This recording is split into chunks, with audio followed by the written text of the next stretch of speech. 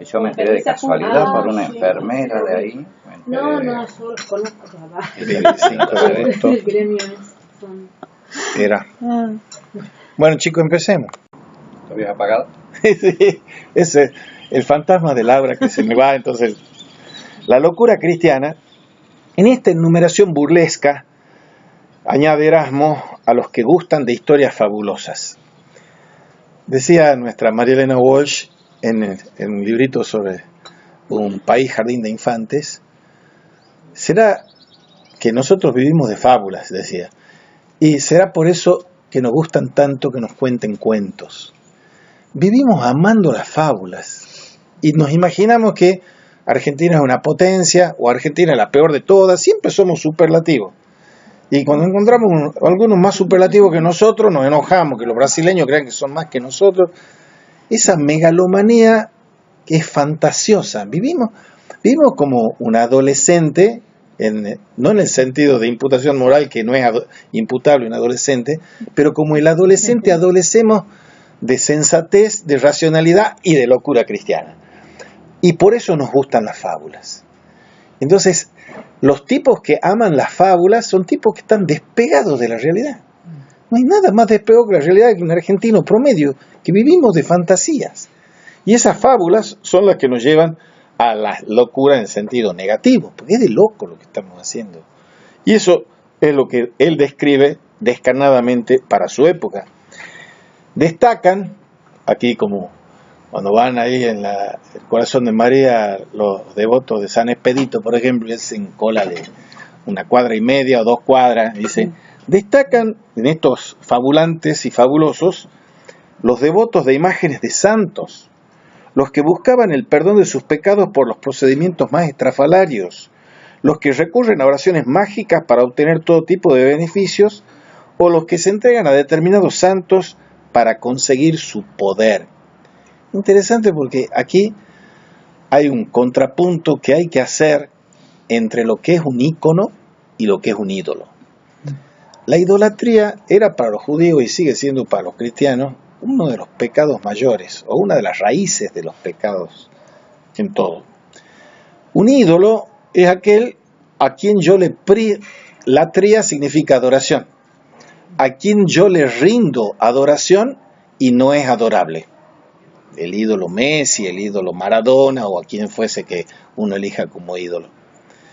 El ícono no es lo divino y lo santo, pero el ícono es aquel que me mira a mí y yo que orando lo miro a él. El ícono es una expresión de lo santo. En cambio, lo otro es la expresión de lo contrario de lo santo, es la profanación de lo santo. Todos estos mecanismos de superchería y de supersticiones que se dan en todas las religiones, no son solo en la cristiana, implica la supresión de la dimensión icónica o iconográfica de arte sacramental, por decirlo de un modo, y lo profana. La profanación del ícono es la adoración o la adscripción al ídolo. Perdón, sí. En el caso concreto, porque yo hice unas entrevistas en la cola de los devotos que estaban ahí, de Expedito. Sí. Ahí no, digamos, en la categoría de religiosidad popular no estaría como salvándolos de esa... De lo genuino religioso que está circulando ahí. Que te digo que me lo decían con lágrimas en los ojos, vengo a pedir la curación de mi abuela, vengo a pedir... Yo estoy de acuerdo con eso y yo no niego el valor que tiene la religiosidad popular, y yo en otra de las clases señalaba que la Virgen de Satanudo es una devoción popular traída a la Argentina por el actual Papa Francisco. La religiosidad popular tiene una dimensión de autenticidad que es fundamental. Pero no hay que confundir, porque en un mismo fenómeno de religiosidad se puede dar una religiosidad popular icónica o iconográfica y otra idolátrica. El gauchito Gil, por ejemplo. Pero también en los que están en la misma fila de los que vos has entrevistado tenés de las dos actitudes. Algunos que la tienen auténtica y otros que no la tienen auténtica. Entonces, la autenticidad o la inautenticidad... Él es de la tradición volandista de los jesuitas. parece que por eso está dentro de la iglesia además. No, pero sí, no solo eso. O sea, está reconocido oficialmente por la iglesia. La religiosidad popular es fundamentalmente positiva, eso no hay ninguna discusión, para mí por lo menos. Hay otros que la rechazan totalmente, pero yo estoy hablando de superstición. Fenomenología de la religión, hecha por los buenos fenomenólogos de la religión, no por los truchos, implica deslindar ídolo de ícono. Y eso es fundamental. Claro. Lo sagrado de lo profano. Porque yo, con un objeto que es sagrado, lo puedo tener una actitud profana y profanadora. Entonces, eso es lo único que hay que distinguir. Profano significa lo que queda en el umbral del templo. Eso es lo profano. Y la profanación es lo que queda fuera del templo. Y el templo no es el edificio de ladrillo o de mármol. El templo es el templo del Espíritu Santo, que es cada viviente. Entonces la profanación es la profanación de Dios que está en mí. Entonces cuando yo tengo y rindo un culto idolátrico, me estoy autoprofanando en la inhabitación de Dios en mí. Dios es el poder que me hace ser yo mismo, dice Kierkegaard.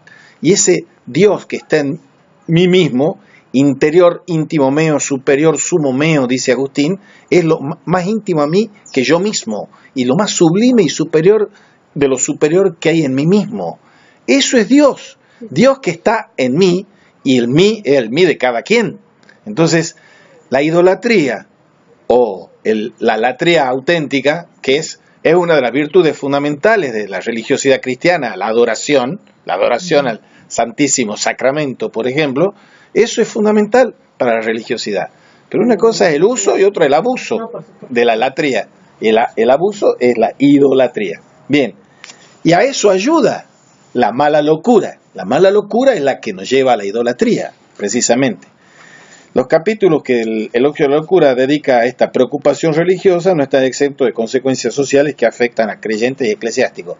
Los negociados que hacen con las idolatrías estas, por ejemplo, la Virgen de los Tres Cerritos en Salta, pero en turismo religioso, pongámosle comillas religioso, pero es vergonzoso. Han nombrado comisiones de teólogos, uno de ellos es el actual obispo de Cafayate, que es amigo mío, para investigar el fenómeno ese de Tres Cerritos. Y hay informes, lo tiene el episcopado, todo eso.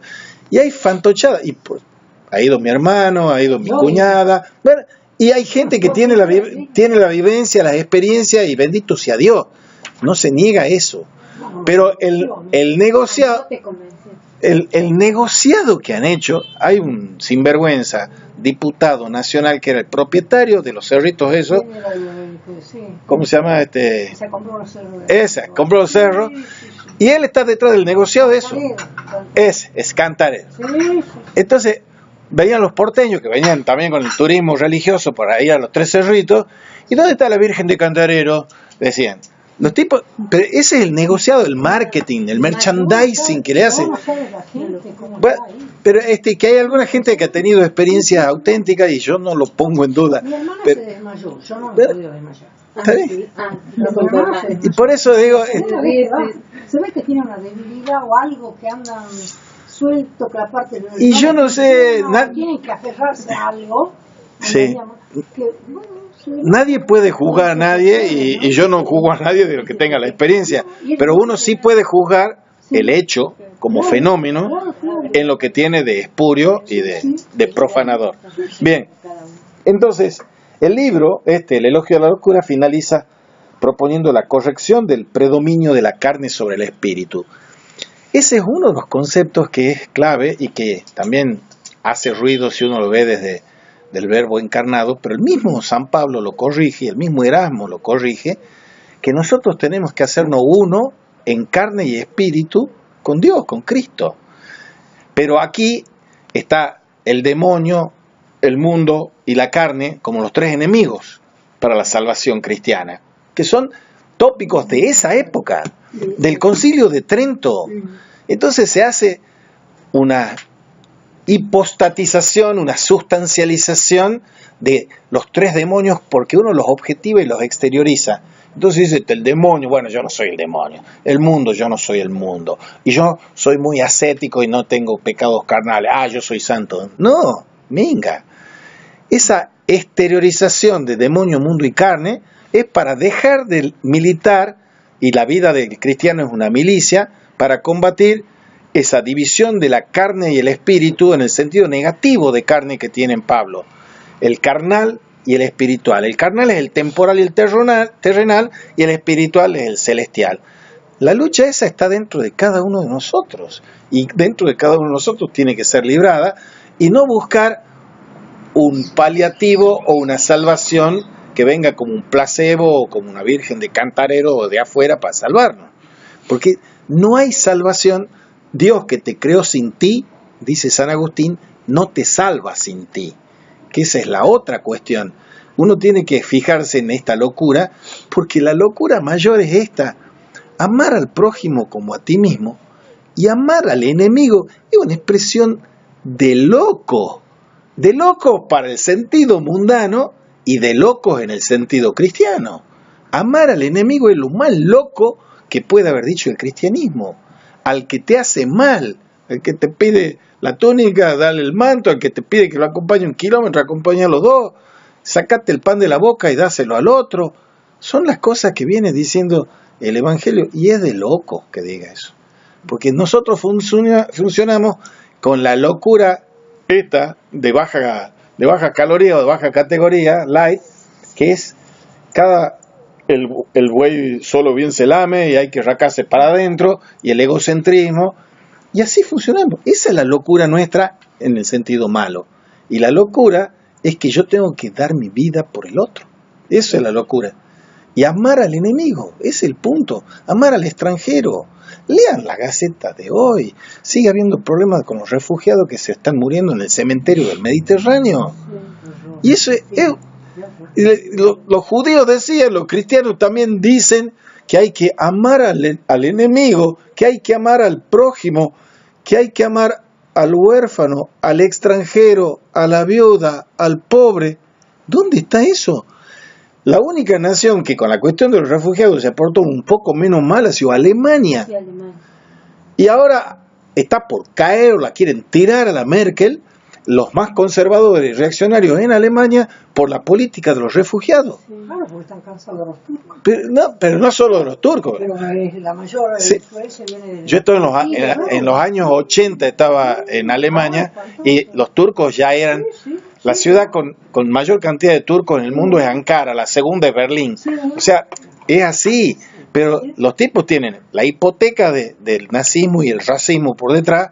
Y entonces han tenido, en su conciencia cristiana y en sus conveniencias políticas, si quieren, han tenido el buen tino de tener una política de los refugiados que ha sido la más progresista que ha tenido, y más cristiana y caritativa que ha tenido el mundo. En cambio, Trump dice, le hagamos un muro y los pateemos a los mexicanos para el otro lado del muro. Pero son dos políticas de dos personas que están viviendo en el siglo XXI y gobernando en el siglo XXI. Y nosotros, el resto, ¿qué hacemos? Obramos como Trump, aunque sea una ironía de decirlo, en nuestro interior, o obramos como la Merkel. No nos tenemos que cotejar como obraba Erasmo de Rotterdam, sino cómo obramos nosotros aquí. Claro, pero en general, digamos así, legalmente Argentina se está comportando bien en el sentido de recibir a venezolanos, colombianos, todos a nivel de papeles. Mira una película Bolivia, película argentina. Sí, la tengo, de Caetano. Bueno, mira, somos racistas y xenófobos los argentinos. Y nos matan al chico. Hablando de los negritos, los bolitas, los paraguas, somos de lo peor. Entonces, lo que era la generación del 80, que abrían los brazos para que llegue la inmigración y llegaron todos nuestros nonos, nonas y abuelos españoles, es una cosa, alemanes, pero lo que somos los argentinos somos una desgracia. Están pudiendo entrar, te digo. Pero sí, pero papeles, no estamos hablando, yo no estoy hablando de estadística ni de números, estoy hablando de actitudes existenciales de los hombres concretos que somos los argentinos y argentinas, como diría Cristina. O sea, no los recibimos de verdad, no los acogemos pero, de verdad. por supuesto que no. Nosotros creemos que somos lo mejor de todo, o creemos que somos lo peor de todo, pero siempre lo mejor de lo peor, lo mejor de lo mejor. Y no somos ni lo uno ni lo otro. Somos pecadores como cualquier hijo de vecino, y no tenemos demasiada... Por supuesto, tenemos actitudes cristianas fabulosa, sin salir de Tucumán, lo que ha hecho la monja Perrini con en el barrio La Bombilla, lo que hacen los curas, los que hacen en Facenda con los adictos, lo que hacen los curas ahí en la ribera del río Salí, el cura ese argentino que está en África atendiendo al pobrerío, que quieren pedir el premio Nobel, por supuesto. El tercer mundo también, que estaba en Santiago del Estero y que no los conocían profundamente. No, por supuesto. Sí que son, por supuesto. O sea, hay excepciones. No digo que son excepciones, son los que obran como cristianos, como tiene que ser. Y entonces eso existe. Pero eso no vende diario, no vende la Gaceta. La Gaceta vende de las cosas que están mal, no vende las cosas que están bien. Hay montones de cosas que están bien. Las cosas que también están en consonancia con el elogio de la locura de Erasmo. Y las que están mal están en consonancia con el primer capítulo del elogio de la locura. Y entonces uno tiene que acentuar aquello que es la moneda corriente, que es la de la primera parte, para ver qué es lo que normalmente hacemos. No digo que esto no es una acusación personal a nadie. Esto es una descripción de cómo funcionamos los seres humanos. Y los seres humanos, si vos vas a estudiar ciencias económicas o vas a estudiar en ciencias exactas, te sacan una media y un promedio y te dicen, y bueno, el hombre es un animal egoísta. Y para que funcione el sistema económico, tiene que funcionar el egoísmo y cada uno tiene que buscar su propio interés. Entonces, ser altruista es ser el hijo de la pavota. O sea, no está prestigiado ser caritativo. Ser vivo está prestigiado, ser inteligente no está prestigiado. Hay que distinguir entre vivo e inteligente, porque la viveza criolla es la mayor imbecilidad que tenemos, y la tenemos bastante extendida. La viveza criolla es no ser inteligente, y ser inteligente no se define con test psicométricos, sino se define, como lo define la Biblia, inteligencia es apartarse del mal. Y todos tenemos la posibilidad de apartarnos del mal, tengamos o no tengamos estudios. Y eso es lo que no hacemos. Bueno, avancemos un poquito más. Terminamos con el elogio de la locura. La entrega a Dios es la que debe llegar al creyente a despreciar los basados, lo que estábamos diciendo recién, en la lógica del interés. El ser desinteresado es una actitud fundamental del cristiano. Y esto tiene mucho que ver con la filosofía. Cuando yo entro en primer año de la Facultad de Filosofía, me dicen que la filosofía buscaba el saber universal, necesario, eterno, y es el saber por el saber mismo sin interés. La palabra interés, saquen el lápiz y anoten, quiere decir estar en medio del ser, interese. Y la palabra desinterés es estar fuera del ser. Todo lo que les vengo diciendo como anotaciones a pie de página o colaterales de Levinas, Michel Henry, es del desinterés. El obrar humano, ético, es un obrar desinteresado. No hacer las cosas por interés, sino desinteresadamente. Y eso está diciendo Erasmo. El que obra con la locura de la mala locura, obra con la lógica del interés. Y el que obra con la locura de Cristo es la lógica del desinterés. Eso es una cuestión fundamental que tampoco sabemos apreciar muy bien. A ver, la educación del espíritu, yo lo uso así a campo traviesa esto. Yo he creado un grupo que se llama Paideia Politeia, ya le he dicho varias veces. Paideia es la educación, es la escuela, Politeia es la república, la política, la democracia. Y vengo sosteniendo y seguiré sosteniendo hasta que me demuestre lo contrario, que no existe filosofía sino en la conjunción de Paideia Politeia, de escuela y república, de educación y política. Y que toda política sensata y sabia es una política educativa, y toda educación sensata y sabia es una educación política. Yo no puedo educar a Robinson Crusoe. Robinson Crusoe cae viniendo de la civilización inglesa y está 25 días en una isla, está solito el tipo. Y ese tipo que está solito busca cómo sobrevivir. Y el tipo le empieza a venir la nostalgia de quiere volver a la Inglaterra victoriana esa. Y de repente se encuentra unos bichos ahí que son medio homínidos, que son los aborígenes. Y bueno, y él entabla, se hace los parapetos así tipo Trump, unos parapetos para defenderse, y después se encuentra uno, un día viernes se encuentra uno y le impone el nombre, vos vas a ser viernes, y lo somete como esclavo. Y eso hace Robinson. Para Robinson, la relación con el otro está negada totalmente, porque él no le dice quién sos vos. Yo te voy a llamar viernes porque viernes es el día que te he encontrado. Y lo tiene de esclavo, relación amo-esclavo. Y eso hacemos el normal de los mortales. Someter al otro, olvidar, negar y no preguntarle el nombre al otro, en el sentido metafísico y teológico del término. Y eso es lo que cuenta aquí. El otro es un ser que me sirve a mí, un ser a la mano. ¿Por qué eso está mal? Está mal teológicamente, religiosamente, cristianamente, filosóficamente. Porque eso es considerar que el otro es un ente neutro, que no vale nada. Y yo me resulta indiferente, dicho en italiano, me ne frega el otro. El otro no cuenta para mí. Rosenzweig, del que les hablaba en algún momento, escribe La Estrella de la Redención y es como el maestro de Levinas. Y él dice, hay una teoría de los nombres propios. Hay una teoría del nombre que se saca de la Biblia. El primer capítulo de la teoría del nombre de la Biblia está en el Génesis, cuando Dios relata que crea, el último día crea al hombre y le da un poder que no le ha dado a ninguno, de ponerle el nombre a todas las cosas. Esa es la primera parte del capítulo de la teoría del nombre en el Génesis. Pasamos por toda la Biblia y llegamos al Apocalipsis y tenemos el capítulo final de la teoría del nombre, dicho irónicamente entre comillas. Y ese es cuando nos dice que nuestro nombre está escrito en una piedra blanca en el libro de la vida. Y si yo le pregunto a ustedes quiénes son ustedes, capaz que tienen el tupé de decirme, y yo soy la Vichy Casaniga. Equivocado, ese no es tu nombre verdadero. Ese es tu nombre prestado y temporario. Porque cada uno de nosotros, con cada una de las decisiones que tomamos en nuestras vidas, estamos esculpiendo y puliendo nuestro nombre. Demostración evangélica de eso, la crucifixión de Cristo, y tiene los dos ladrones. Está el buen ladrón y el mal ladrón. ¿Qué diferencia el buen ladrón del mal ladrón?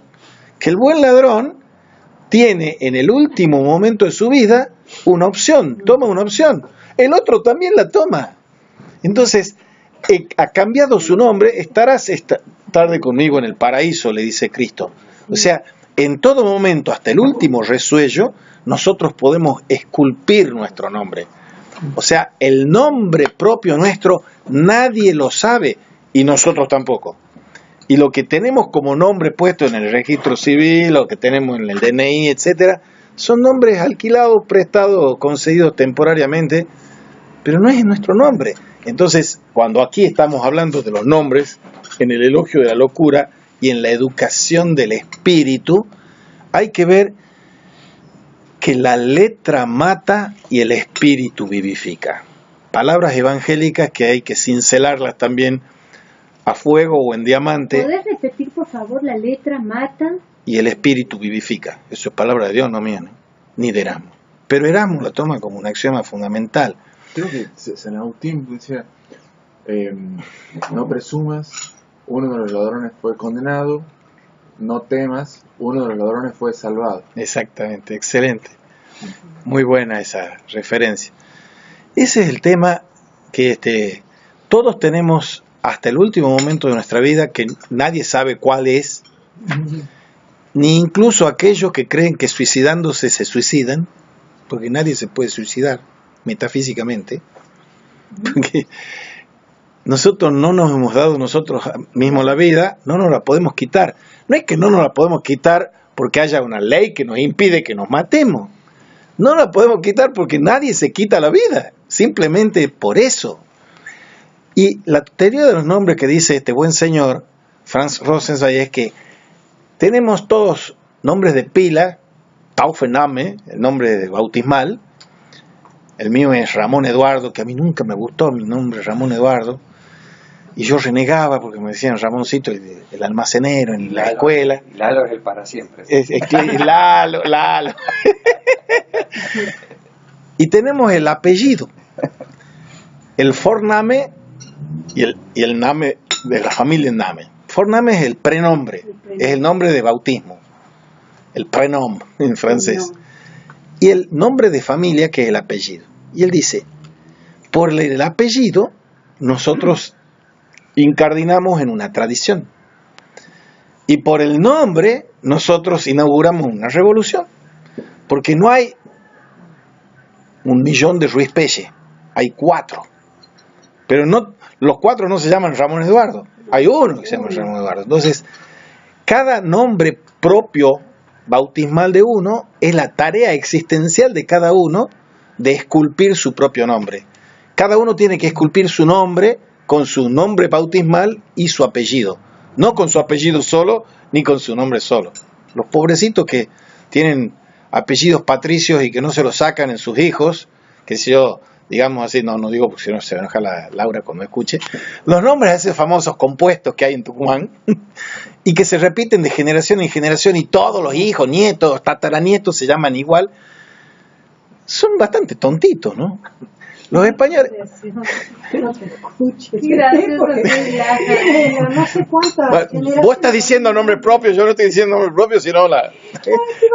Bueno, pero a lo que voy es que, en el buen sentido, yo quiero ser irónico, no me sale tan bien como éramos, pero es un sarcasmo de mi padre, que se llama Juan Hipólito Ruiz Holgado. Y se llama Hipólito porque nació en el año 22 y te tienen admiración los padres que eran gallegos venidos aquí de don Hipólito Yrigoyen. Y han puesto Hipólito, no sabía que había una tragedia griega que era Hipólito ni nada de eso. Pero se llama Juan Hipólito Ruiz Holgado. Pero el padre era Ruiz Cobeñas y la madre era Holgado. Y la tradición española es poner el primer apellido del padre y el primero de la madre. Por eso soy Ruiz Pelle. Y tengo primos, hijos de mi tío Alberto Ruiz Holgado, el pintor, que se llaman Ruiz Holgado. Y otros hijos del otro hermano varón, Andrés, que se llama Ruiz Holgado. Mi padre fue el único que conservó la tradición española de poner... Bueno, es una anécdota muy autorreferencial, pero ilustrativa de que los nombres de familia, los nombres de pila, son accidentales e insignificantes al final de la partida. Al final del juego lo que cuenta es lo que yo hago con mi vida, en cada decisión que tomo, porque ese es mi nombre, ese es el nombre que yo elijo para mí. Cuando las monjitas como la Edith Stein, judía, que era feminista, atea, se hace católica, se hace carmelita y ahora es doctora de la iglesia y Santa Edith Stein, la tipa al entrar al Carmelo tiene que elegir el nombre de guerra, el nombre profesional, el nombre de monja, y deja Teresa bendecida por la cruz, Teresa Benedicta a Cruce. Les recomiendo un curso de Edith Stein que van a dar aquí un carmelita en septiembre en la UNSTA. Ese es el nombre que adopta como religiosa ella. Y los nombres, dicen los latinos, nomen omen. El nombre es el destino. Nomen omen. Uno, si pudiese elegir un nombre para sí mismo, probablemente no elegiría el nombre que han elegido sus padres. Pero lo que hayan elegido los padres, en última instancia, no es decisivo para lo que uno termine siendo desde el punto de vista de la eternidad, de Dios y de Cristo y del libro de la vida. Entonces, nosotros tenemos esa sacratísima potestad de esculpir nuestro propio nombre con nuestra propia vida, con los actos de cada vida. Como dice el cineasta Andrei Tarkovsky, esculpir en el tiempo. La educación del espíritu, les decía, paideia y politeia son las dos caras de lo mismo en la filosofía y en la teología y en las humanidades. Y los escritos pedagógicos son varios y variados en el señor Erasmo de Rotterdam. Y la educación del espíritu tiene la idea de que el hombre no nace, sino que se hace. Parece una frase de Jean-Paul Sartre. Se lo cuento de forma de chiste y de graffiti, algunos me lo habrán escuchado porque lo digo siempre. Yo estaba no digo dónde estaba, leyendo un graffiti en Alemania y decía en inglés, To be is to do. Ser es hacer, firmado Sócrates. To do is to be. Hacer es ser, firmado Sartre. To be do be do, firmado Frank Sinatra. Bueno, pero acá nos acaba de decir Erasmo, mucho antes que el ganso este de Jean-Paul Sartre, que to do is to be. El hombre no nace, por supuesto que el hombre nace, tiene naturaleza, sino que el hombre se hace. Hasta el último resuello de nuestra vida podemos elegir ser el buen o el mal ladrón. Y no es una película maniquea que los predestinados desde la eternidad van a ser los elegidos y para ser los buenos, y los predestinados para el infierno son los réprobos para siempre. No es así. Es otra idea que nosotros tenemos y que ahora este Papa Francisco, que le encanta hacer lío y proponer que hagamos lío, habla del purgatorio, tira abajo siglos y milenios de discusión sobre el purgatorio y sobre el infierno. Y entonces todos los tipos que necesitan creer en el diablo y en el infierno están temblando con este papa hereje que está diciendo que hay que poner patas para arriba. Lo hago con una metáfora. La manivela, las manijas del infierno están del lado de adentro, la manejamos nosotros, no están del lado de afuera.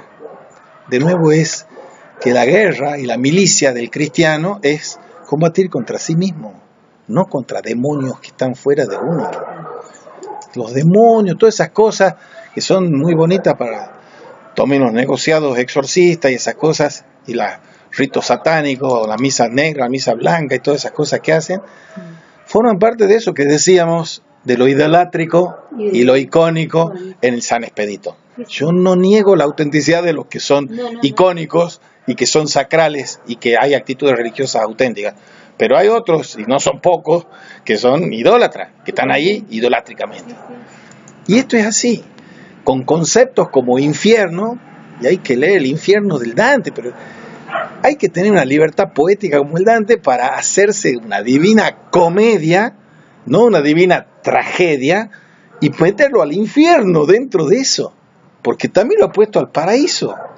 Y entonces, ahí está viendo cómo esta educación del espíritu es dejarse guiar a su espíritu por el espíritu educado que me lleve al cielo. Nadie va por decreto de necesidad y urgencia celestial al cielo. Al cielo hay que ganarlo, y ganarlo con las acciones de uno. Y el cielo no es lo que estudian los astrofísicos o los astrobiólogos, como se llaman ahora. El cielo significa Dios. Y Dios, la vida celestial o la Jerusalén celestial, es algo a lo que todos estamos llamados e invitados. Y si no entramos es porque no queremos. Porque nadie está condenado a quedarse afuera del festín ese. Perdón, usted corríjame, ¿no? Todas las herejías que digo aquí. La vez pasada has dicho, hay dos bien, estoy buscando el apunte, hay un bien al que estamos, sí o sí vamos a... Pues, cuando hablaba del libre albedrío sí. Y de la libertad, por favor. Hay una libertas minor y una libertas mayor en San Agustín. La libertas minor es la elección entre bienes alternativos o entre bien y mal. Esa es la libertad menor. Pero la libertad mayor es la libertad de espíritu. Y la libertad de espíritu no es elegir entre el bien y el mal, es necesariamente elegir el bien. Dice, ¿puedes ampliar eso? Sí. Dice el Evangelio, ubi spiritus ibi libertas. Allí donde está el espíritu está la libertad. ¿Y cuál es la libertad? La libertad de los hijos de Dios. Dios es el que nos ha creado trinitariamente a su imagen y semejanza. Y nosotros somos los que nos esmeramos denodadamente, cotidianamente, a borrar esa semejanza, a desasemejarnos de Dios. Entonces, Dios nos crea libres para que seamos libres. Y ser libres es amar a Dios. Y solo se puede amar a Dios amando al prójimo como a sí mismo. Pero nosotros, si no quieren leer un autor teológico, lean Erich Fromm y El miedo a la libertad, nos esmeramos en no ser libres y en querer no ser libres.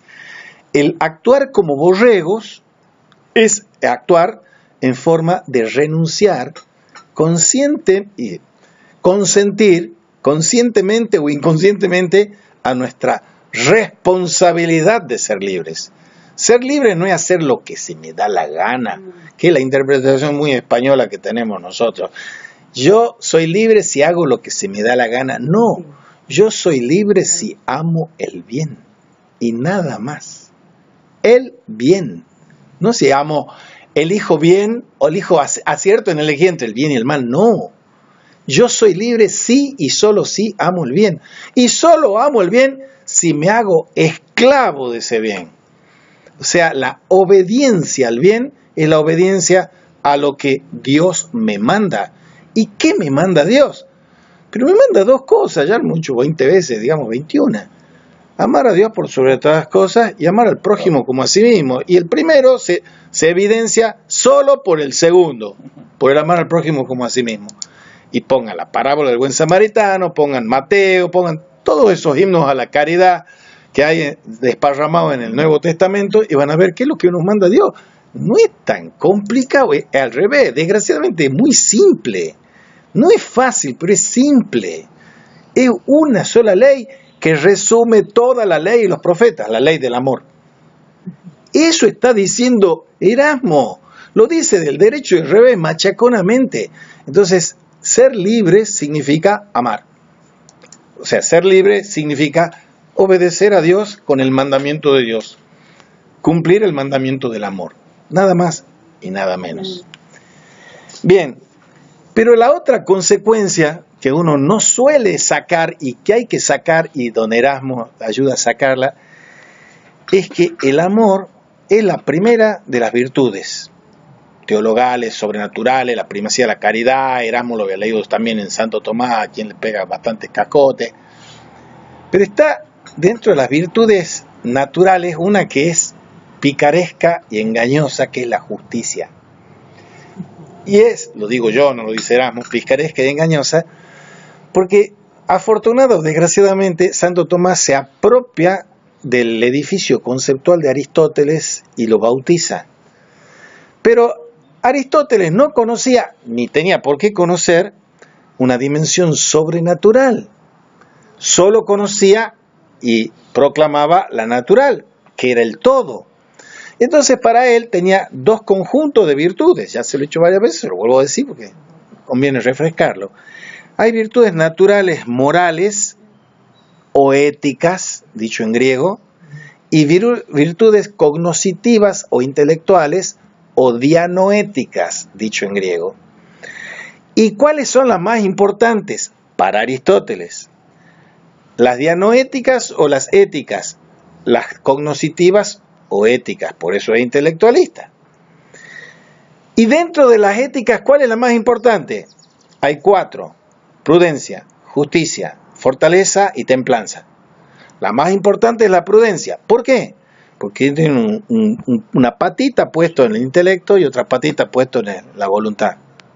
Y entonces toda virtud natural, moral, requiere la virtud de la prudencia. Que es, me quedé. Es prudencia, justicia, templanza y fortaleza.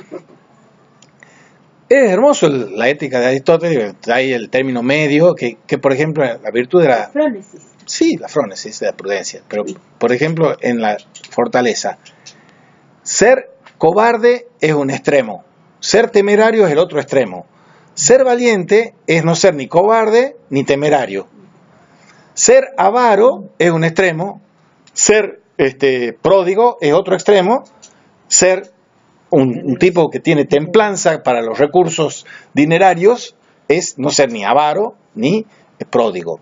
Y así siguiendo. La prudencia es la que articula, es la maravillosa y muy desprestigiada, porque ¿quién habla de la prudencia ahora? Es una cosa, una antigualla la prudencia. La prudencia es el acto de decisión, discernimiento y decisión moral que tomamos cada uno de nosotros cuando tomamos todas las decisiones. Porque nosotros tenemos todos de nacimiento principios universales que me dicen que hay que hacer el bien y evitar el mal. Pero a esos principios, si no tenemos ningún manual de aplicación de esos principios a las situaciones concretas. Y las situaciones concretas son siempre muy singulares, muy contingentes y que no se adecuan. Entonces yo tengo que decidir prudentemente qué es lo que tengo que hacer en esta situación concreta para aplicar lo mejor posible lo universal. Eso es muy abstracto. El ejemplo que usa Kant, que yo uso para ilustrarlo esto, viene un tipo que está persiguiendo a su víctima porque lo quiere asesinar, y yo estoy aquí, lo veo pasar al que es la víctima, y el tipo llega, el que lo quiere asesinar, llega y me pregunta a mí, ¿dónde se ha ido fulanito? Mi cuestión moral, dice Kant, es si le digo o no le digo. Y nosotros, que somos cristianos políticamente correctos, no, ¿cómo le va a decir si después lo vamos a matar? Kant dice, sí le tengo que decir. ¿Por qué? Porque nunca hay que mentir, porque nunca hay transgredir la moral, hay que siempre cumplir con el deber, que es decir la verdad, siempre. Bueno, está loco Kant, decimos nosotros, está loco en el mal sentido, ese es un rigorismo moral, pero la prudencia significa que yo tengo que ver, en la situación concreta tengo que ver si siempre tengo que decir la verdad, estamos de acuerdo, ese es un principio, pero lo tengo que aplicar en este caso, y bueno, no tanto, hay que verlo. Entonces la prudencia es la que regula todo. La justicia es una maravilla dentro de las 4 virtudes morales. Porque las otras 3, prudencia, fortaleza y templanza, están referidas a mí mismo. Las virtudes son actos dispositivos de la voluntad o de la inteligencia para actuar bien o para conocer la verdad. Nos quedemos para el actuar bien. Entonces, estas 3 que les he mencionado, prudencia, fortaleza y templanza, son las disposiciones de nuestra voluntad, de nuestra afectividad para obrar bien, perfeccionándome a mí mismo.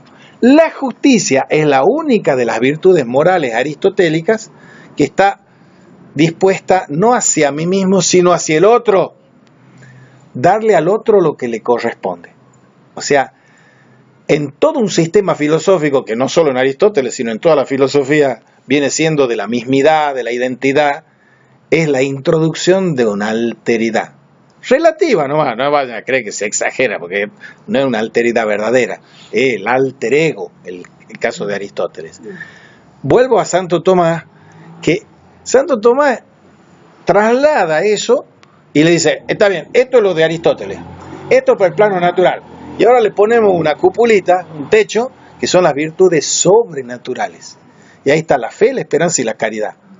Y estas están presididas. Estas naturales, morales, están presididas por las intelectuales, que son 3 en Aristóteles. La dianoia, razón, la inteligencia de los principios, está encima de la razón, y la sabiduría de Dios. La sabiduría es la que está encima del orden natural. Pero encima de la sabiduría está la sabiduría y la santidad de los santos, el conocimiento de los santos, encima de los santos de los ángeles, y encima de los ángeles de Dios. Y Dios es amor, primacía de la caridad. La esperanza y la fe van a pasar, la caridad va a quedar, dice San Pablo. Entonces Santo Tomás, que es un intelectualista aristotélico, borra con el codo su aristotelismo metiéndole la primacía de la caridad con el cristianismo.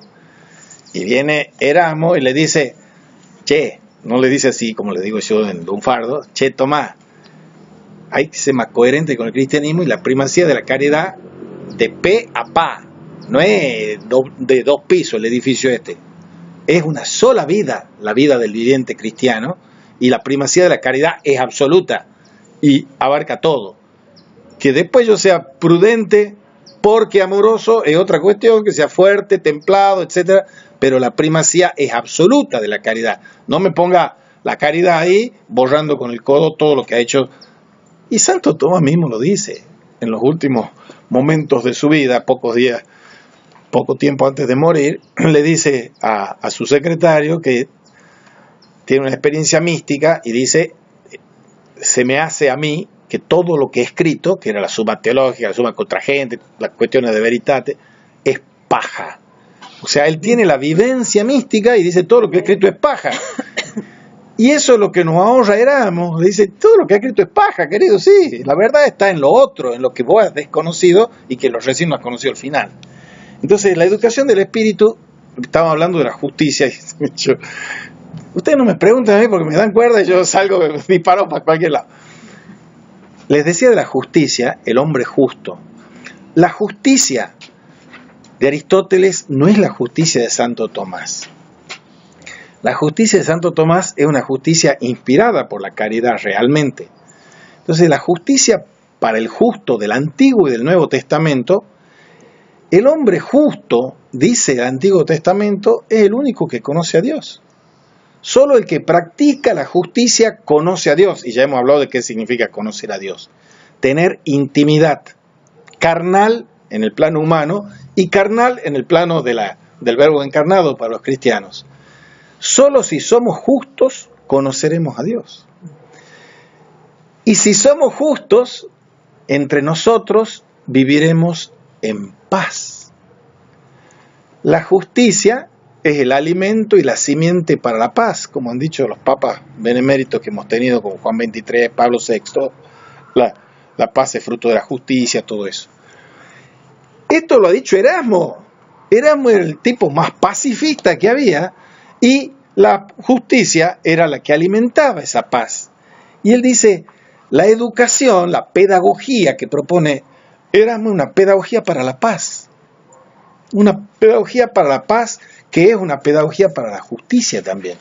Tiene manuales de educación para los gobernantes, manuales de educación para los niños, el manual que le hemos mencionado de educación para el caballero cristiano, tenía varios ensayos pedagógicos, porque él consideraba que la educación es lo único que nos puede sacar del marasmo, del caos en el que estamos sumidos cuando nos libramos a la locura mala.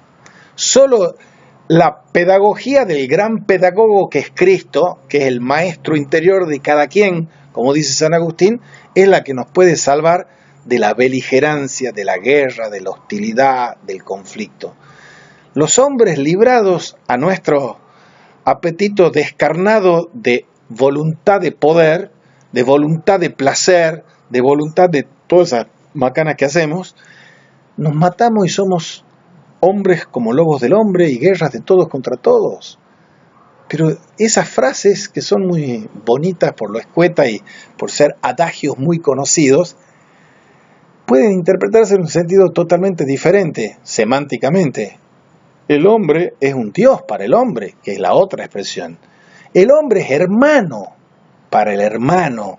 Esa es la otra interpretación. Porque Caín podía ser Caín para siempre, porque elegía seguir siendo Caín después de haber matado a Abel. Y ya en la sesión anterior hablábamos de las triquiñuelas, de que el buen Dios hace esas pijoteadas a veces de que le quita la primogenitura a Caín y se la da a Abel. Entonces Abel, en justicia, para hacer cumplir la ley de su pueblo, de su raza, de su religión, lo mata a este que ha recibido de herencia algo que no le correspondía.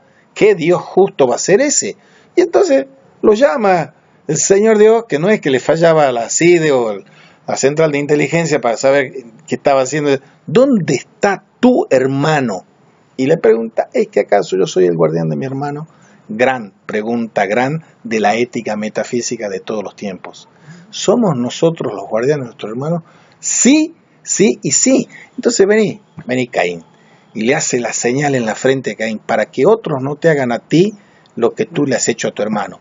¿Y qué lo manda a hacer? Lo manda a fundar una polis, una ciudad. Esa segunda oportunidad que Dios le da a Caín es la oportunidad para que vivamos como hermanos de nuestros hermanos y no como fratricidas, con el principio de fraternidad. Y eso es educación del espíritu, según Erasmo. Y son libros, estos que él escribe, libros para estudiantes, como si fueran manuales escolares, cómo se tienen que educar a los niños, cómo se tienen que educar a los mayores. Y son libros que había un género escriturario en la Edad Media que se llamaba Los espejos de los príncipes. Y en los espejos de los príncipes se les mostraba a los príncipes cómo tenían que ser educados. Él era el preceptor de Carlos V. Y él estaba escribiendo eso antes que Maquiavelo el príncipe. Entonces hay que poner los escritos pedagógicos de Erasmo en contrapunto con los escritos de Maquiavelo Por eso lo estamos enseñando en el mismo módulo de este renacentismo humanista. Y ahora, aparte de eso, una segunda acotación en este plan de aprendizaje, en esta paideia de Erasmo, dice algo tan bonito, tan cierto, que si lo escucharan y lo transmitiéramos a nuestros jóvenes y a nuestros adultos, que aprender es placentero. Es placentero y gozoso el aprendizaje. Produce gozo. Y ese placer del aprendizaje es lo que nos obligaría a que los textos pedagógicos sean placenteros de leer. Yo voy a decir una cosa sin dar nombres propios tampoco, para que no me censuren, pero yo había elegido hacer 2 carreras, filosofía e historia, y aquí hay víctimas del sistema educativo de la Facultad de Filosofía y Letras que no han hecho lo que he hecho yo, así que pueden dar el testimonio de la otra experiencia. Y yo he decidido, pero estaba anotándome, ¿no?, que yo iba a hacer la licenciatura y no el profesorado, porque haciendo el profesorado me obligaban a hacer materias pedagógicas. Y entonces yo las odiaba, y las sigo odiando, las materias pedagógicas, porque son, bueno, ellos pueden dar el testimonio vivencial, porque ellos... Sí, César, bueno, César es aquí el chivo expiatorio de todos los chantas que nos hemos hecho de la pedagogía. La esposa de Gaspar Risco, que era profesora de historia, ha sido rectora del Huerto, tenía una frase que yo siempre repito, ya doy el nombre porque yo adhiero a esa filosofía, dice: haga patria, mate un pedagogo. Ella enseñaba, perdona, hermoso historia de España. Mira vos. Me encantaba. Bueno. Pero ibas a decir sí. ¿Qué tiene de malo lo pedagógico? A eso voy. Que son aburridos, son un plomazo. Bueno, César quiere decir algo. Podés abonar con experiencia lo que yo te acabo de decir. En el departamento de filosofía también hay algunos que son terribles. Eso incluso capaz que han hecho materias pedagógicas. No, precisamente carecen de la formación pedagógica. Hacen historia de la pedagogía, cosas así, pero no. Yo creo que hay... No sé si coincide usted, pero creo que estos conflictos ya están en los mismos diálogos de Platón, o sea, entre la figura del filósofo y la figura de los pedagogos. Ahora, lo que sucede ahí, creo que... Ahí señala, en el Departamento de Pedagogía y Filosofía. En Filosofía y Letras ha cambiado bastante, o sea... estamos lejos de Platón ahí, ¿no? Estamos lejos, pero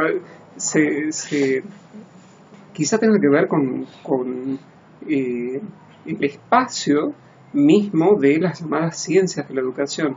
Mi impresión es que en ese espacio hay una proximidad cada vez mayor a las distintas posibilidades que abren las ciencias sociales y la filosofía. Entonces, en algunos profesores de pedagogía, que coincido, no son los más, eso aparece. Entonces hay una interlocución de ellos con la filosofía, con las ciencias sociales, y bueno, mi experiencia en algunas cátedras no ha sido lo peor, ¿no?, con algunos. Y al mismo tiempo reconozco que muchos colegas de filosofía, que no es el caso suyo, por supuesto, pero hay una negación absoluta a una consideración en términos didácticos de la propia práctica, y cosa que a mí me parece muy nociva, porque finalmente hay que trabajar con alumnos. Entonces, si yo no hago el esfuerzo por reflexionar en términos didácticos sobre mi propia práctica, ¿no?, se puede convertir en una práctica ciega desde un punto de vista didáctico. Claro. ¿No? Pero yo estoy de acuerdo básicamente con lo que acabas de decir, pero voy a hacer una puntualización. Tipos como Ken Robinson, Paulo Freire, tipos que son creativos en la pedagogía contemporánea, el mismo Jaime Echeverry, que despertaba la ira de toda la clase y casta pedagógica por haber escrito él, que era médico humanista, la tragedia educativa, y no lo han escrito los otros. Esos tipos, algunos de ellos los citan a Paulo Freire, pero la práctica política institucional en filosofía No tiene nada que ver con Paulo Freire ni con Ken Robinson, que ni lo citan siquiera. O sea, distingamos técnicamente entre la ortodoxia pedagógica y la ortopraxis pedagógica. ¿De qué miércoles me sirve que tengan reflexión didáctica sobre su propia práctica los pedagogos si se erigen en, atendamos, sin dar nombres, la decana de la facultad, pedagoga, la secretaria académica de la UNT, pedagoga, no estoy dando nombres.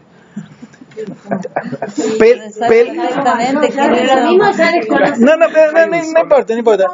Ellas están peleadas entre sí y las dos practican la pedagogía de la forma que se les antoja a cada una de ellas. Yo he hablado personalmente con la una, no con la otra, con la decana, antes de las elecciones, y todos ellos hablan de la defensa de la universidad pública, lo siguen diciendo hoy. Anteayer han sacado un comunicado todos los decanos, cara dura e hipócritas, sobre el paro universitario, diciendo de que hay que apoyar a los docentes, y todos ellos han votado por la destrucción de la universidad pública en el 16 de mayo del 2018. Entonces, ¿de qué me vale tener una buena pedagogía enseñada bien si en la práctica política yo hago lo contrario?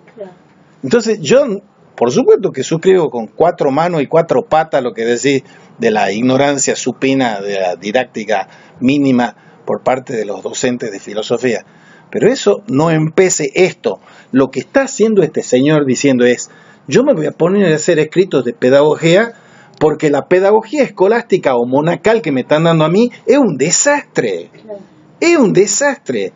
Y tenías razón. Y era autoritaria, sí. Pero el tema de la creatividad en la educación, Finlandia, el caso de Finlandia, pero todos esos casos que son casos paradigmáticos, o la Malala que tiene el premio Nobel, esa chiquita adolescente que revoluciona las cuestiones educativas, pero es cuestión de tener sentido común para ser un maestro.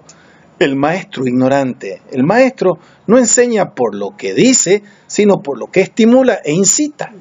Claro, claro, pero los ejemplos que citan, con los cuales yo coincido, son de pedagogos que tienen, o sea, hoy, funciones públicas en la universidad. Hay otros, así como hay otros profesores de filosofía, de los cuales yo he tenido noticias, por ejemplo, a través de la angustia, de los miedos, de la violencia que ejercen en alumnos. Entonces, sí, ¿no? Sí, entiendo perfectamente lo que decís. Entonces, acláralo más para los que no saben. No, entonces o sea, mi atención está más bien en una cosa intersticial, en eso que llamamos el departamento de filosofía, en la práctica, en el nivel medio. Hay mucha violencia porque, como dice Ángel, respecto de lo escolástico, esa cosa autoritaria, hay mucha violencia todavía en el sistema educativo, aun cuando se haya intentado democratizar de distintas maneras, hay mucha violencia puesta en juego ahí. Entonces, creo que en algún sentido la reflexión didáctica que modifica prácticas violentas son deseables, ¿no? No sé, a mi experiencia es de encontrarme en el departamento de filosofía de la facultad con profesores que no sé, o sean titulares o auxiliares o estén en el cargo que estén, pero la mayoría se cree que son Platón. Entonces y son un plato. ¿No? Entonces, para no decir otra cosa más grave. Son, un plato de olla podrida. Hay mucha violencia. Hay alumnos que incluso hasta dejan sus carreras. ¿No? Entonces, creo que sí. Perdona, no solo en filosofía, ¿no? En por letras supuesto, también. Sí. Álvaro Sí, Astudillo me contaba en letras que la profesora Sigüiner y Corda les decía directamente el primer día de clases a los chicos ingresantes de letras, si ustedes creen que haciendo esta carrera van a ser escritores, los invitamos a que se retiren hoy, el primer día. Claro. Buenísimo, buenísimo. Ana María, Eso. tremendo en Tiempo, letras. vaya a ser. O sea, no es solo en filosofía. Bueno, está bien. En otras carreras. Mal de mucho consuelo de nosotros, de estultos. Sigamos con esto, porque estamos hablando de estas mismas cosas. Y vuelvo al tema de la violencia, que me parece pertinente. Violencia hay en el régimen bancario de la educación, dice Paulo Freire, y en la agenda oculta de las currículas que se imponen desde arriba hacia abajo. Y violencia hay en toda ontología, dice Levinas. Y lo contrario de la violencia es la caricia, la compasión, la ternura, la misericordia.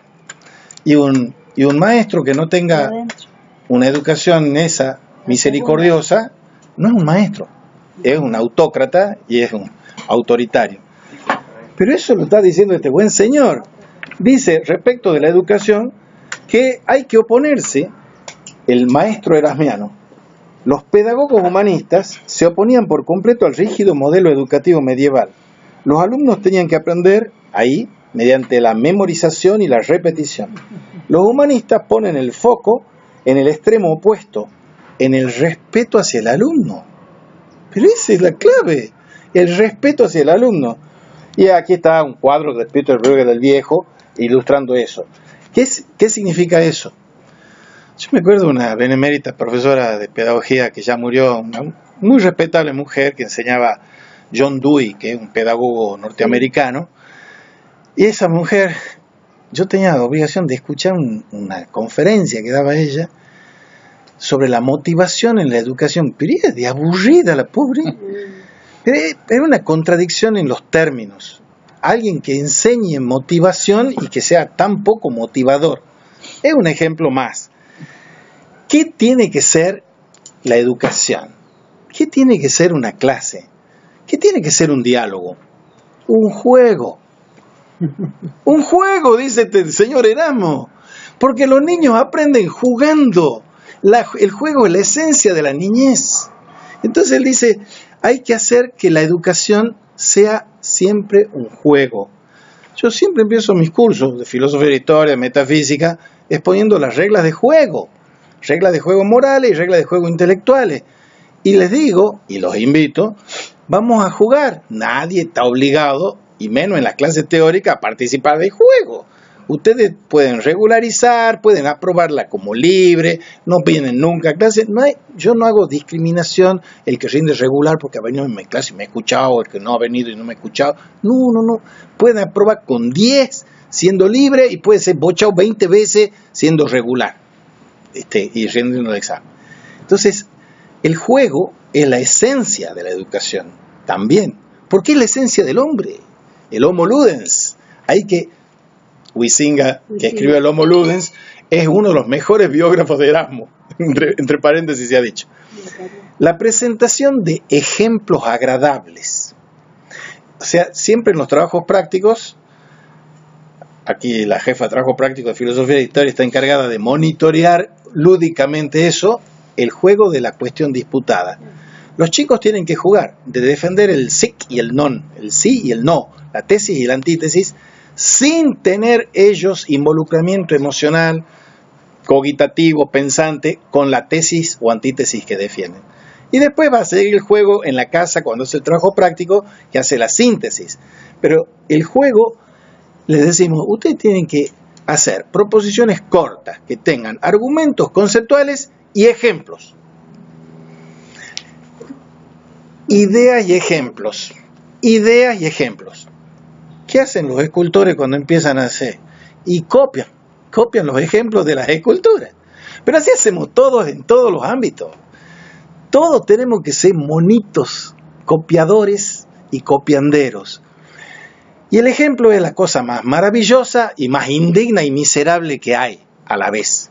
Lo dice el buen señor Ludwig Wittgenstein, gran revolucionario de la concepción del lenguaje y de la lógica. Juego, en alemán se dice Spiel, S-P-I-E-L. Él tiene una concepción del lenguaje en el segundo Wittgenstein, que es uno solo en realidad, que se llama la teoría de los juegos del lenguaje, Sprachspiele. Y los juegos del lenguaje, él dice que uno juega de distinta manera cuando hace cuentas, cuando reza, cuando cuenta un chiste, son distintos juegos del lenguaje. Y los juegos siguen reglas. Y él se pregunta, una pregunta así incisiva y genial, was für ein Spiel ist das Beispiel? ¿Qué tipo de juego es el ejemplo? Porque el ejemplo, volvamos a Erasmo, que es volver a Platón, el ejemplo es la apariencia sensible, que es siempre engañosa, e infiel y traicionera respecto de la idea. Toda idea se hace visible solo, subrayo el solo, por el ejemplo. Pero el ejemplo siempre, subrayo el siempre, traiciona la idea. Entonces, cuando Erasmo dice, hay que buscar ejemplos agradables, está diciendo, muchachos, la tarea más dura que tienen ustedes es no solo captar la idea, que esa la pueden captar, sino volcarla la idea en un ejemplo, volcarla en una estatuita del Moisés, volcarla en una estatuita que sea piedad, volcarla, por poner ejemplo de estatuitas.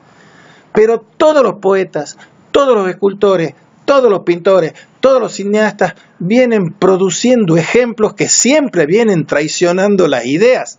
Porque si vos le preguntás a la Vichy Casaniga si tu escultura, hay alguna de tus esculturas que te deja totalmente satisfecha porque expresa tu idea, decime que me vas a decir que no estás satisfecha. No. Ah, bueno, gracias. No, Siempre no. Claro, Si no colga.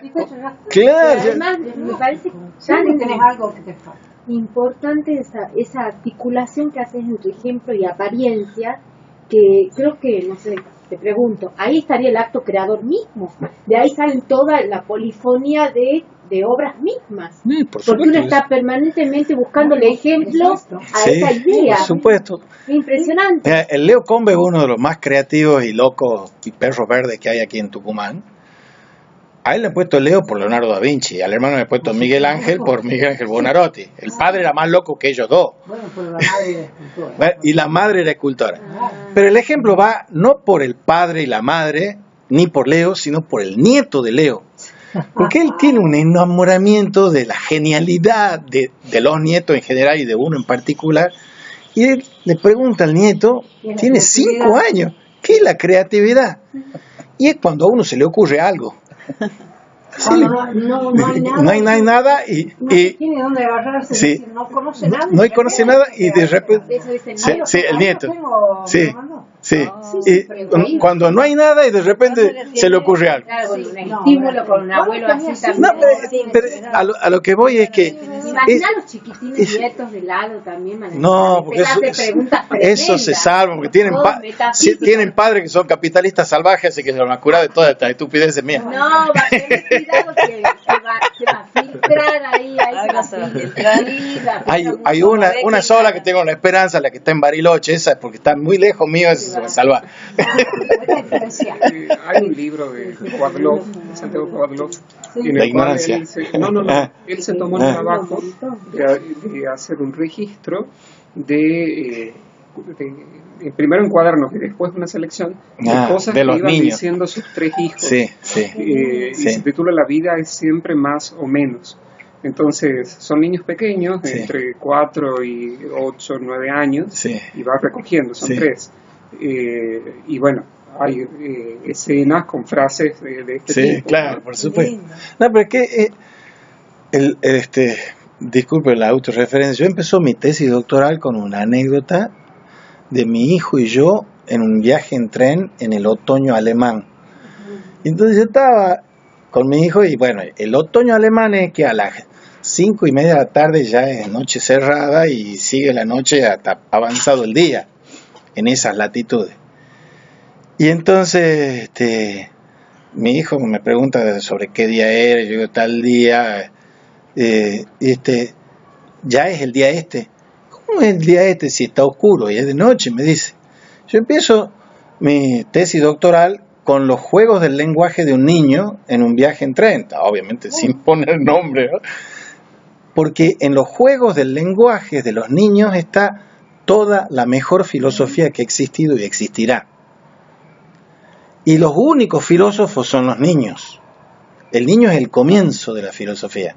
Y a medida que avanzamos en nuestra carrera académica filosófica, nos vamos adulterando y adultizando. e idiotizando. Y vamos perdiendo esa infancia que tiene que ver con la infancia. El que no puede decir es un adicto, el que no puede diccionar, el infante, pero dice, el niño dice mucho y dice sobre todo con las preguntas, porque el niño es el que no se cansa de preguntar y el que no se cansa de objetar, el para qué, por qué, y te fusila, el niño te fusila con eso porque vos crees que sos el grande y tenés todas las respuestas, y no solo no tenemos todas las respuestas, sino que falseamos respuestas que no son respuestas a lo único auténtico y filosófico que hay, que es la pregunta del niño.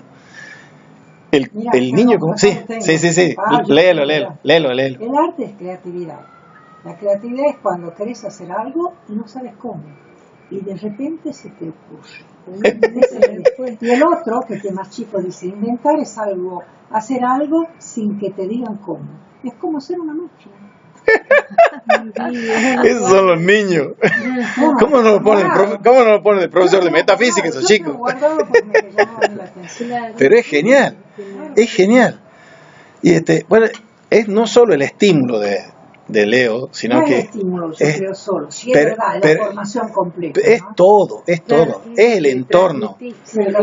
Porque si vos tenés padres que están enamorados de Bertinelli, de nuevo, para poner el referente de lo horroroso. El próximo presidente. Eso, aguante. Vos ya estás buscando un puestito ahí, en ese gabinete, me parece. Lo que 7 menos 5. Sí, ya estamos pasados. Bueno, está bien. Bueno. Ya estamos pasados. Un poquito, terminamos. 5 minutos más. Ya, terminemos. Hay algunos que dicen que el pensamiento es algo difícil, que es arduo y que solo se puede expresar en forma oscura, porque es arduo. Decían el oscuro a Heráclito de Éfeso. Y este señor dice una cosa que la suelen decir los franceses de los alemanes. Los alemanes dicen que ellos piensan difícil, porque ellos piensan profundo. No hay que confundir profundo con difícil. El que piensa claro, habla claro, dice Erasmo de Rotterdam. Hay que hablar claro. Y se ha puesto de moda que hay que hablar difícil. Pero hay que hablar difícil, ¿por qué? Para que se entiendan en la secta de los lacanianos, con esos sintagmas y nodos borromeos, pero que hablan estupideces supinas, que Lito Skolnick, que en paz descanse, los denunció, con nombre y apellido, del lenguaje atrabiliario que tiene el señor Lacan y los lacaneadores que lo siguen, que los tipos tienen genio, tienen talento, pero son macaneadores, porque usan esos lenguajes artificiales y artificiosos. Qué bueno va a ser cuando se ponga de moda hablar claro, decía Antonio Machado, porque bien habla el que bien piensa, Erasmo de Rotterdam. Y ese es el método de estudio, en 1511, hay que hablar claro. Una de las reglas de juego que yo le propongo a mis alumnos es que, del punto de vista semiótico, es que hay que hablar con claridad. Claridad es claridad de lenguaje y claridad lógica. Con pertinencia semántica y con persuasión pragmática o retórica. De eso debemos y podemos hacerlo todos. Hablar difícil para que no me entiendan es un suicidio y una estupidez total. Y este tipo dice que hay que reducir la enseñanza de la gramática e iniciar a los estudiantes en el arte de la conversación. Enseñar a que la gente aprenda a conversar y a dialogar. No dialogamos en la familia, no dialogamos en la escuela, no dialogamos en el municipio, no dialogamos en ningún lado.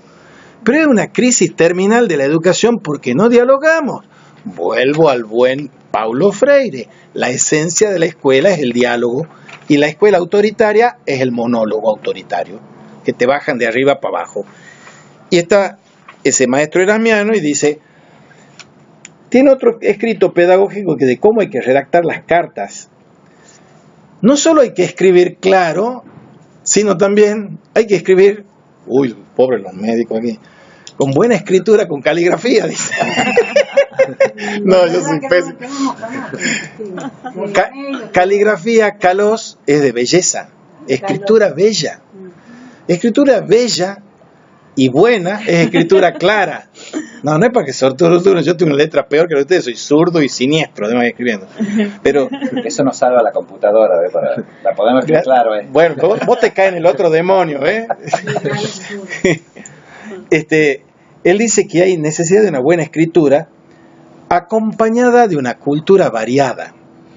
Y eso es para lo que usamos mucho el celular y los dispositivos estos de punta y de alta gama.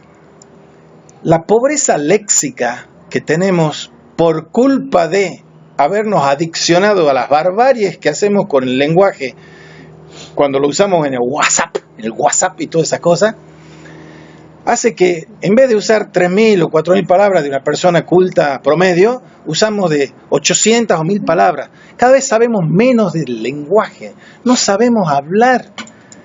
Y no hablamos ni con claridad ni con pertinencia. No sabemos escribir ni con claridad ni con pertinencia ni con persuasión. Entonces, hay que ganar, dice Erasmo, el interés de los alumnos por medio del respeto a su dignidad, no por el temor, no por la violencia, como decía César, el respeto a la dignidad. Y es la educación la que hace al hombre. Escribe coloquios, que son diálogos, en 1522, y hay fórmulas para practicar la conversación. Hay un arte del diálogo, hay una ética del diálogo, hay una semiótica del diálogo, y eso hay que conocerlo. Se lo estoy dando en nombres contemporáneos, pero estos tipos lo enseñaban en el siglo XVI, y eso también estaban enseñados en el Trivium en la Edad Media, y estaba enseñado en el Trivium por Aristóteles, que es el autor de la poética, de la retórica, de las dialécticas que enseñaba en la lógica. Las ideas esenciales de Erasmo respecto de la pedagogía: el nacimiento no hace al hombre, sino que simplemente lo capacita para recibir la naturaleza humana, la cual se completa con la debida educación. O sea, todos nacemos con potencialidad para ser gente bien educada, y es propia opción elegir ser bestia. Ser bestia no es un destino prefijado. Hay gente de muy humilde condición que han logrado forjarse y formarse en su carácter, siendo excelentes profesionales y hombres cultos. Digamos, para poner un ejemplo nuestro, Favaloro. Digamos, gente así. Pero sin necesidad de ir a esos extremos. Bueno, yo que estaba en restauración tenía los albañiles y teníamos clases licenciadas en arte. Entonces hay que hacer así, así. Vamos a ver la sensibilidad que yo he encontrado en los albañiles, la gente que no tiene ningún tipo de estudio específico, con el amor y las cosas que hacen. Qué lindo. Yo he encontrado un montón de gente así. Bueno, terminamos entonces la pedagogía de Erasmo. Erasmo entendía la enseñanza como la comunicación directa entre dos inteligencias humanas. Así, sencillo. Y ese es un ideal moderno, no es medieval. Él decía que la educación debe adaptarse a las necesidades del alumno, que el aprendizaje de los sentimientos también forma parte de la educación, que los conocimientos se asimilan mejor si se complementan con actividades prácticas, que la complicidad entre enseñante y alumno favorece el proceso educativo, que los alumnos aprenden mejor en un entorno libre de amenazas.